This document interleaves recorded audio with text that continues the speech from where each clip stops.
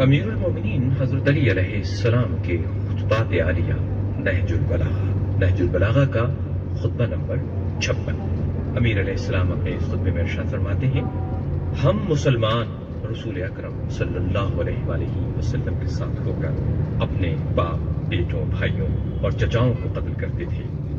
اس سے ہمارا ایمان بڑھتا تھا، اطاعت اور راہ حق کی پیروی میں اضافہ ہوتا تھا، اور کرب و علم کی سوزشوں پر صبر میں زیادتی ہوتی تھی، اور دشمنوں سے جہاد کرنے کی کوششیں بڑھ جاتی تھیں۔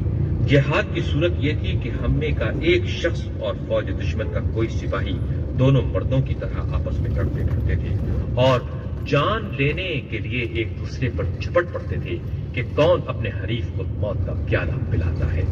کبھی ہماری جیت ہوتی تھی اور کبھی ہمارے دشمن کی۔ چنانچہ جب خداوند عالم نے ہماری نیتوں کی سچائی دیکھ لی تو اس نے ہمارے دشمنوں کو رسوا و ذلیل کیا اور ہماری نصرت و تائید فرمائی، یہاں تک کہ اسلام سینہ ٹیک کر اپنی جگہ پر جم گیا اور اپنی منزل پر برقرار ہو گیا۔ حضرت علی اپنے اس خطبے میں ارشاد فرماتے ہیں، خدا کی قسم اگر ہم بھی تمہاری طرح کرتے تو نہ کبھی دین کا ستون گڑتا، نہ ایمان کا تنا برگبار لاتا۔ خدا کی قسم تم اپنے کیے کے بدلے میں دودھ کی بجائے خون دو گے اور آخر تمہیں ندامت و شرمندگی اٹھانا پڑے۔